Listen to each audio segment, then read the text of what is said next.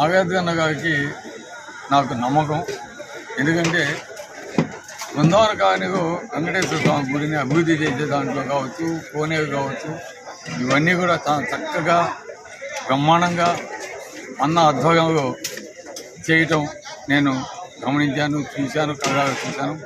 ఆ నమ్మకంతో అన్న చేత ఆ కొండపెట్టులో ఉండే ఆలయాన్ని అభివృద్ధి చేయాలని ఒక్కసారి కాదు 2 సార్లు అవకాశం ఇచ్చాను.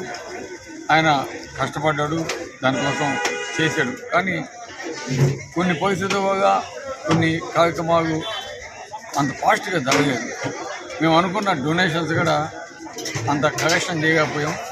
కానీ ఒక పని సాధించే దాంట్లో, క్వాలిటీ వర్క్ చేయించే దాంట్లో ఎటువంటి సందేహం లేదు. అన్న మీద తప్పకుండా చేసిన నమ్మకంతో నేను 3వ సారి కూడా ఆయన్ని ఫ్యూచర్లో ఇద్దామనుకున్నాను. కానీ ఈ లోపల అన్న డెసిషన్ తీసుకొని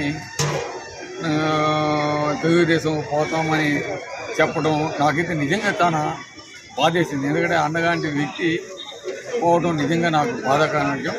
కానీ ఏదేమైనా ఆయన మాగద్దన్న డెసిషన్ తీసుకున్నారు కాబట్టి ఆయన ఓన్ డెసిషన్ అది. ఏదన్నా కూడా పైన భగవంతుడు తప్పకుండా చూస్తుంటాడు, ఆశీర్వదిస్తాడు, మంచి వాడిని ఎప్పుడు కూడా అనుగ్రహిస్తాడు.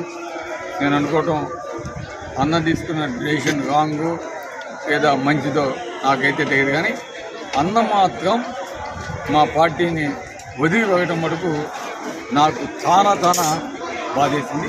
అది మటుకు